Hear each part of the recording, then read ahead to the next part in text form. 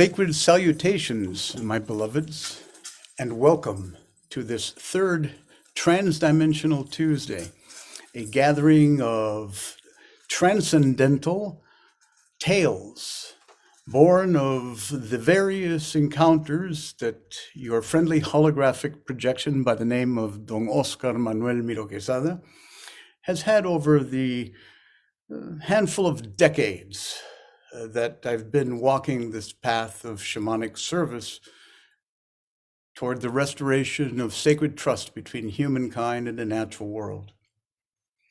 As we all know, the Pachakuti is increasing voluminously in its nature, which is no surprise. This cosmic transformation, this world reversal that we are all part of, that we all gestated in our own shadow parts, is now being forced to the light. And there is a principle in the understanding and management of Pachakutis within the Andean mystical tradition that talks about dissipative structures, much like the notion in physics that Ilya Prigogine posited in his speech to receiving the Nobel Peace Prize, or Nobel Prize in Physics, excuse me. And it talks about that when things get to a crescendo of chaos, out of that chaos is born a new order. And this is no, revelatory type of understanding. We witnessed the same taking place in nature on many scales of phenomena, in which a species or a configuration of atomic structures, both on a small and large scale, from the infinitesimally invisible quantum field to that of the geophysical moving of the platonic plates on Earth, bring us into a new level of ordering, a new cosmos out of the chaos. So I ask us on this good Transdimensional Tuesday to open your hearts to this understanding that I felt viscerally, that I lived in my flesh during the time of the Shining Path, which was a terrorist group, a Maoist-Leninist terrorist group that ravaged the provincial areas of Peru and made its way into Lima and also into the northern section where is the Departamento or Department of Piura, and also in La Libertad and in Chiclayo and all the areas that I did my apprenticeship with Don Celso. It turns out that I had completed my fellowship of the Organization of American States in 1982 when I was at Emory University, and needed to return to Peru to pay back the funding for that scholarship by working for the OAS and implementing a national program in public health delivery, mental health delivery, through the Institutes of National Health in Peru, which involved mainstreaming traditional curanderos, folk healers, into the health system delivery process that was going on there. So I developed a couple of satellite programs that in fact were implemented and continue to be implemented to this day, in which allopathic physicians, mostly psychiatrists, came into partnership with indigenous healers and medicine people and formed small clinics in the rural provinces of Peru. One such rural province was deeply affected by terrorists of the Shining Path.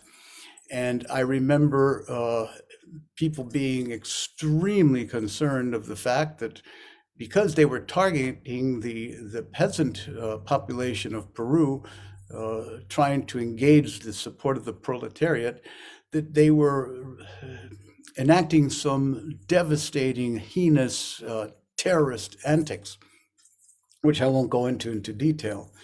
But it just reminds me of the chaos that is occurring right now as we speak in Somalia, in Ethiopia, in Syria, in so many parts of the world, even in Nepal, with the resurgence of terrorism there, which mimics itself after the Shining Path manifestos.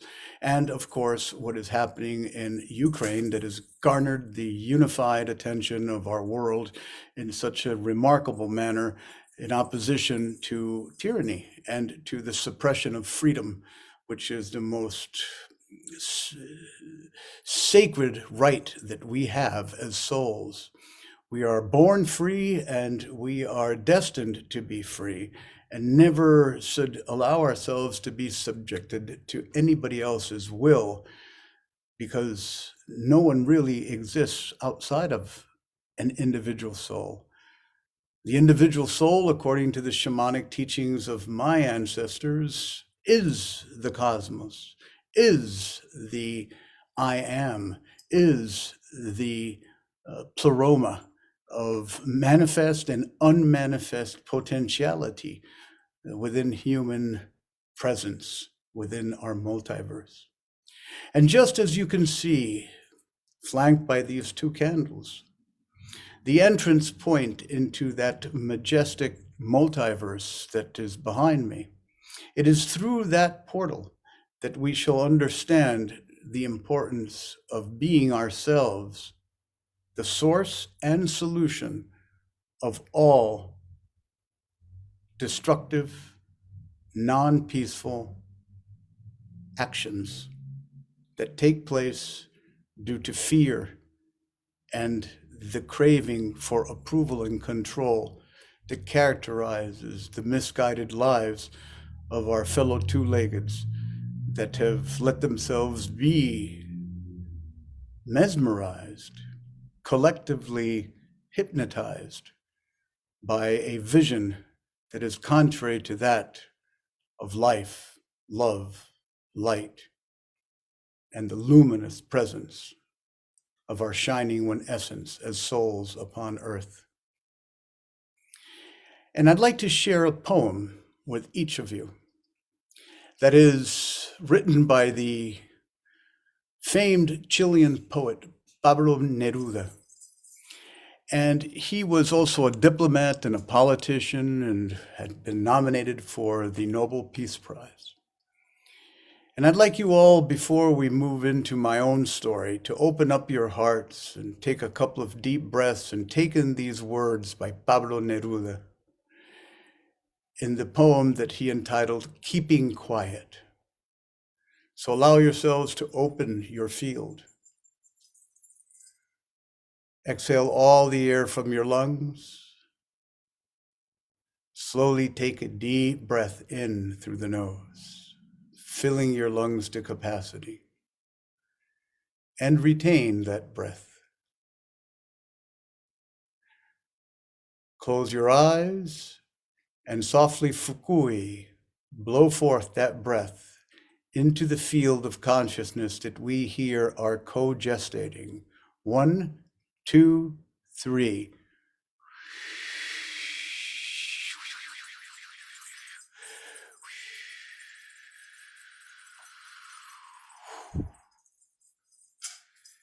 Now, with eyes closed, imagine the inside of your physical head as an empty, hollow void,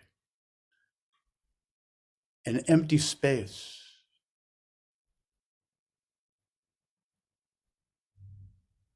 in which thought is absent.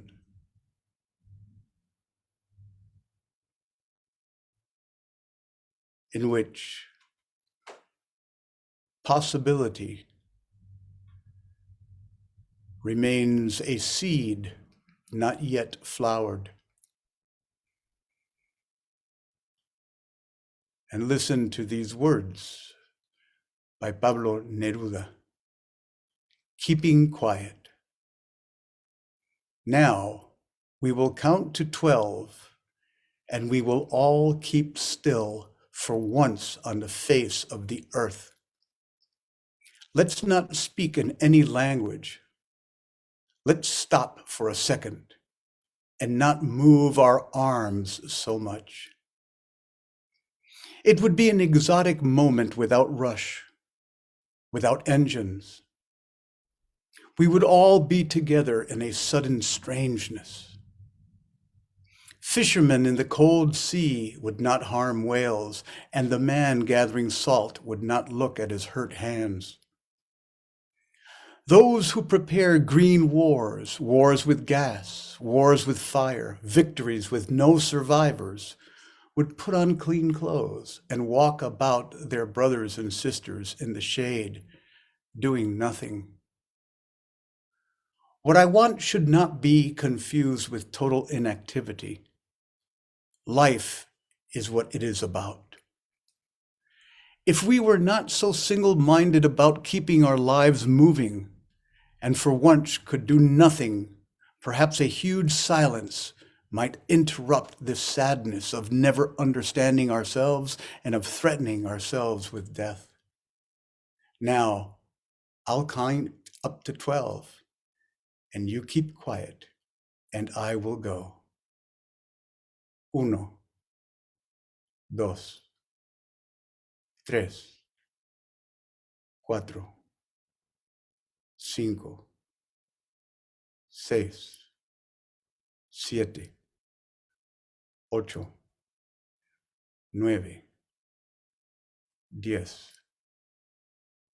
8, 9, 10, 11, 12.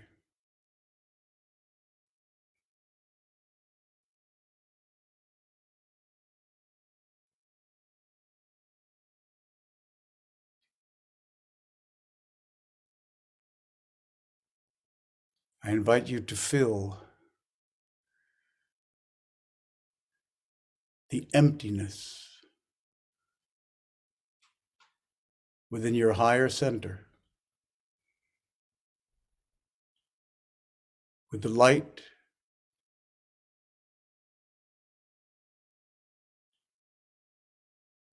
and radiance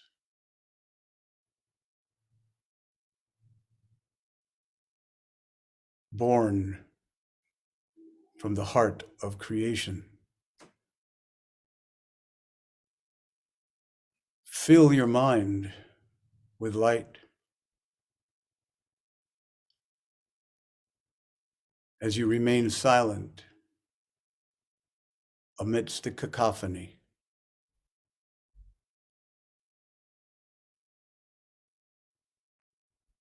During this critical moment of Pachakuti upon Pachamama. It is through that stillness and meditative bliss that each of us can best serve our planetary evolution. Remember this. Experience it. Be it.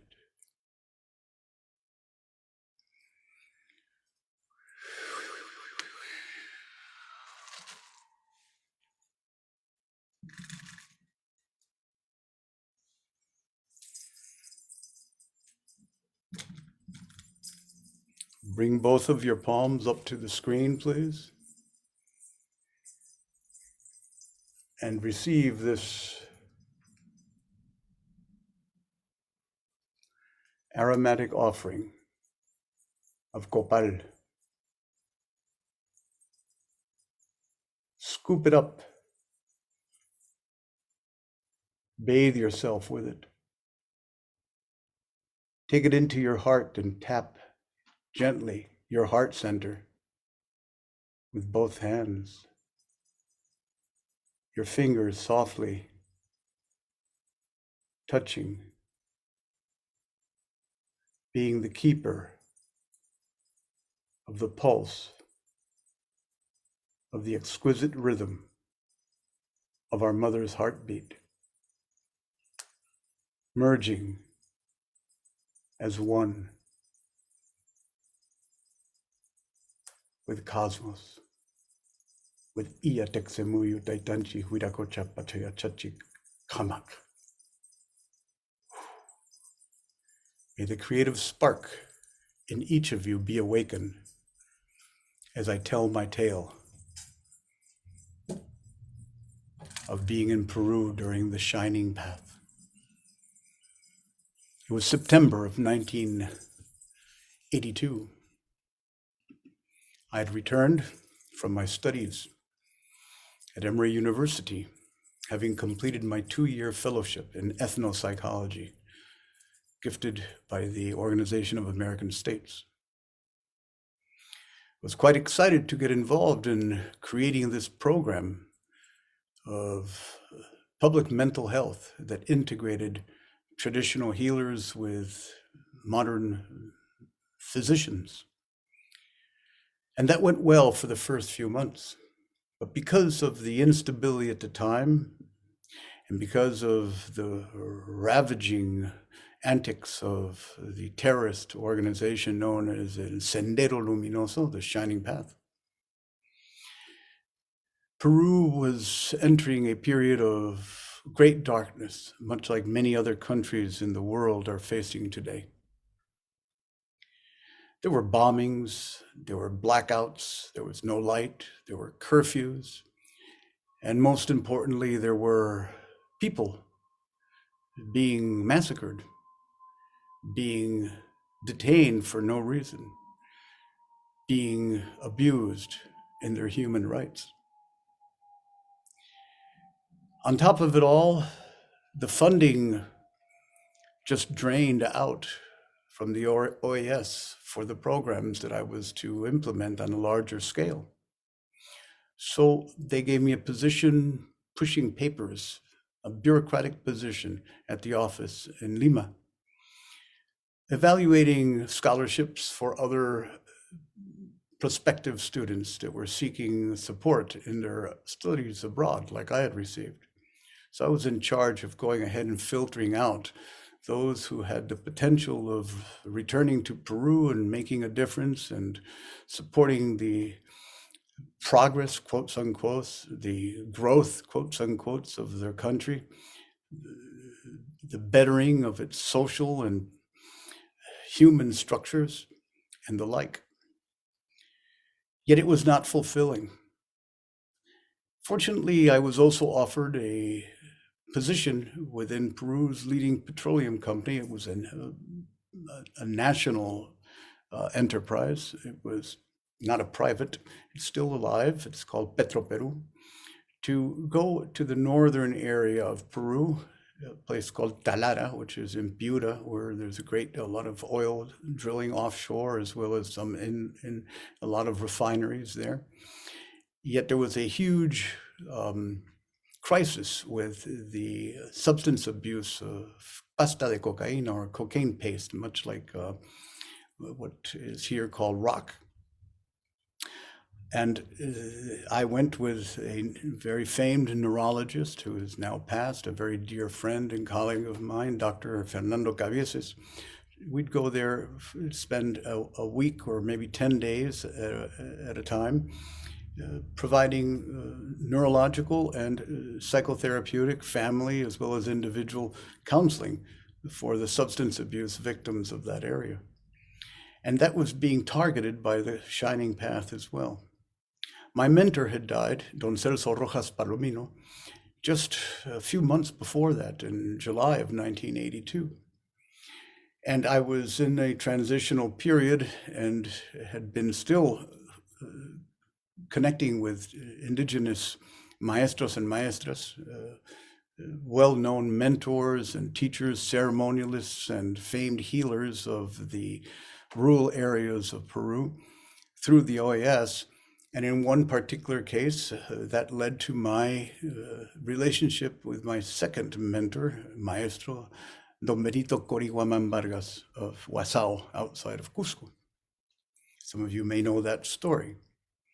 Now, it was through those periods of going up to the north to work in substance abuse with the people that were suffering so much of that curse, that I also had a chance to meet members of the Shining Path. And Shortly before that period, also, there had been some severe bombings in Peru. I was living in the district of Miraflores at the time, and the lights would go out and there'd be curfew, and it was a very restrictive, oppressive environment. And I remember my beloved mentor, Don Celso, telling us when we were his auxilios, when things got heavy, when things got out of control, quotes unquotes, within a mesada, within a healing session on a Tuesday or Friday night, he would say, in doing nothing, nothing is left undone, as if he had read the Tao Te Ching by Lao Tzu and Chuang Tzu, because that's a very famed and well-known Taoist axiom, principle, or adage. Do nothing, and nothing shall be left undone. Because the first reaction that I would have, and when I was a youth, of course, was go and try to rescue people and help them and attenuate their suffering and do everything I could to take the burden of their distress off of them and take it on myself and transmute it through the means I had learned to do in my Gamaska apprenticeship. Yet, over time, I realized that there's much more power in just silently and softly and gently and lovingly holding a hand and being present without really interfering with the process of illness that is going on in another. And I started to apply these wisdoms to my psychotherapeutic practice with these people suffering from severe pasta de cocaína abuse, and their parents, and their siblings, and their families, until it grew into this group-focused, community-based moment of just being present for each other, of allowing the safety valves of our heart, our tears, to flow freely without suppression, of allowing the sense that one was alone in the universe, that one did not have a chance to become what they had dreamt of as children because of the economic and political situations surrounding them and the lack of educational opportunity that was available at the time. It was easy to buy into a reality in those days in which the world was falling apart and that there was nothing that we could do, that we were hapless cogs in a wheel, that we had no ability to direct its revolutions and its cycles and rhythms, and therefore might as well go ahead and be a simple cog in a wheel rather than the wheel itself. And I speak a bit poetically about this because, as you see, there's a wheel behind me with many cogs that have many points of light that open to the vastness of parallel universes and other worlds behind us. And that is the key of any type of shamanic awareness, when you sit holding the hand and just be fully present within another, without needing to offer advice, without needing to speak a word, but just be an embodiment of unlimited, unconditional, boundless munai, compassive, feeling, loving presence. And doing so allows the evolutionary impulse within all of life to expand within you, infuse the other you're with, and from the other, reform, reconfigure, regenerate, and recalibrate their own relationship with life. Don Celso was a master at exemplifying that art. And I want to offer you a little guided process so that that birthright of being lovingly present here and now, with heart open to light, as that which permeates our seen and unseen universe is allowed to flow unhindered from you into the world. So I ask us all to close our eyes, bring our awareness to our breath, allowing yourself to enter into a rhythmic, natural pace, rhythm of breathing, inhaling and exhaling through the nose, your jaw relaxed, loose, the tip of your tongue gently in touch with your upper palate, your eyelids feeling heavier, your face in blissful, peaceful countenance, with a slight little smile at the edges of your lips, a Buddha smile, a smile of he or she that allows union with the all to be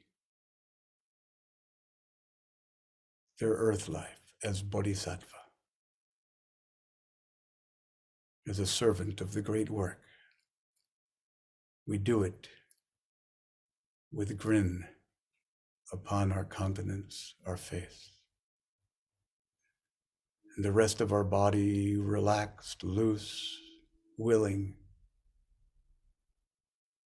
follows that blissful grin, extending itself out beyond the individual into the collective.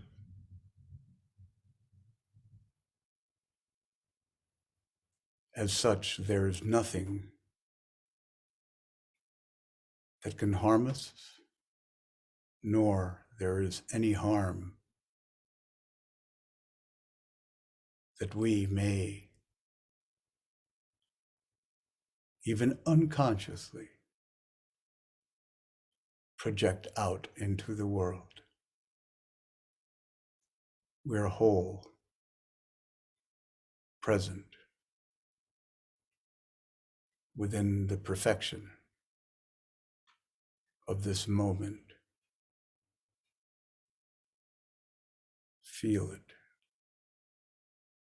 allow it, be it.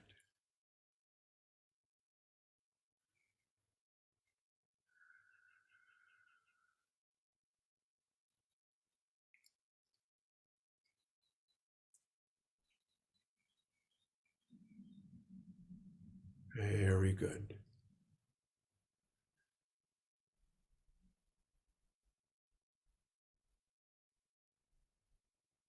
Those initiates into the great work live in awareness that repetition, constancy, and practice strengthens and enhances what is natural in all of life, what is organically present in our soul as consciousness. This is why so many mystery schools, Hermetic orders, Gnostic communities,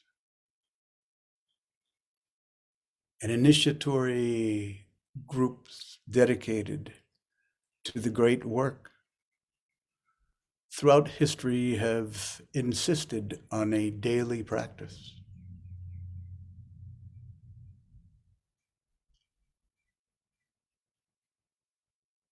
It requires the opposite of what religion requires. The constancy of prayer from a place of faith, when that prayer is not an asking or a willing, but simply a witnessing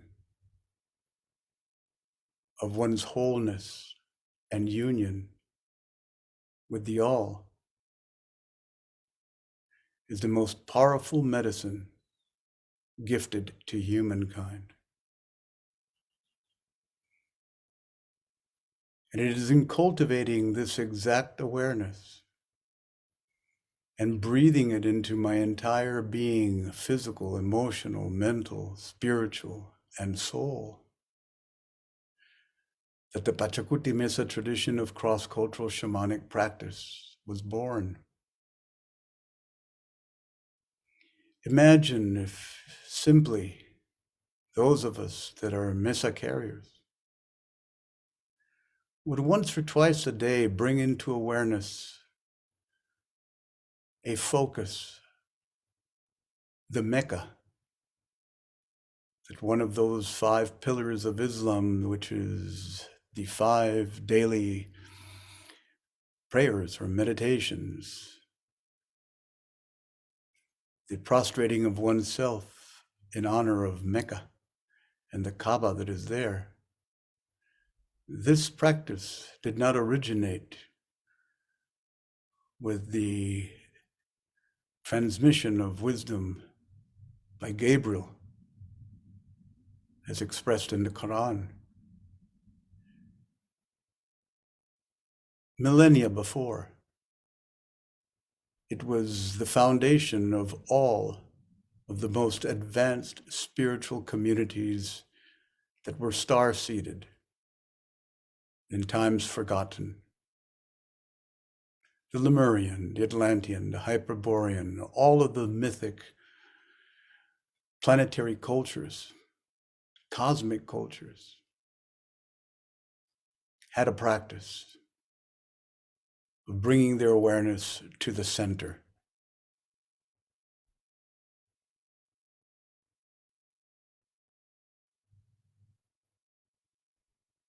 Think of your Misarumi, the center of your Mesa, as the Mecca, as the Kathmandu, as the Lhasa, as Giza, as Stonehenge, of Tiahuanaco, of Chichen Itza, of Chaco Canyon, of Uluru, and on, of every psychic place of pilgrimage destination, that physical pathway that the aspirants of the great work know they are to pilgrimage to and pray daily about, we have in our midst. That center pole within your own ceremonial space. Bring yourself into alignment with it, into a balance of power daily. And your medicine, cumulative as it is, already, shall infuse the planetary noosphere of Pachamama Gaia as a beacon of light to our star relatives who patiently await our attaining this level of understanding.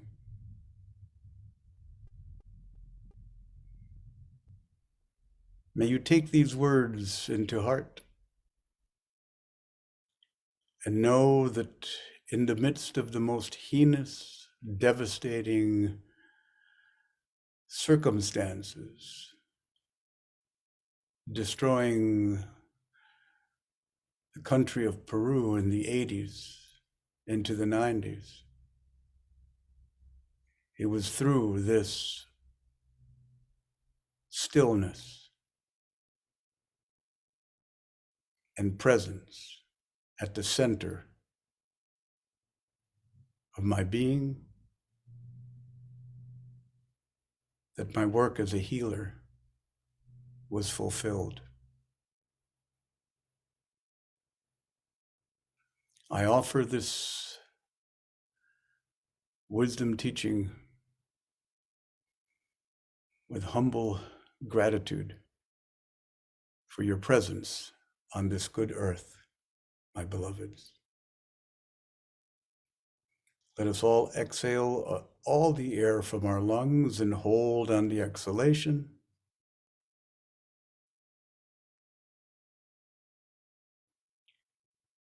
Take a deep, deep breath through the nose, filling lungs to capacity.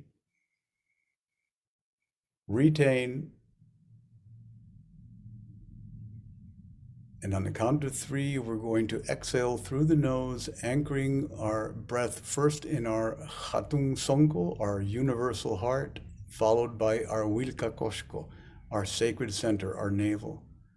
1, 2, 3, exhale, hold at the heart, allowing your spiritual heart, your universal heart, to expand and blossom, and then release the remaining breath, anchoring it in your sacred center, your koshko, allowing it from there to trickle throughout your bioetheric field body, feeding every fiber of your being with balance and sacred presence as a shining one.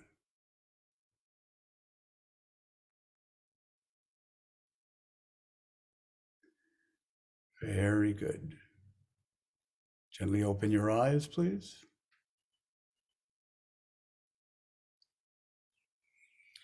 Let us repeat. I am. We are. Here. Now. All. One. Loving light within.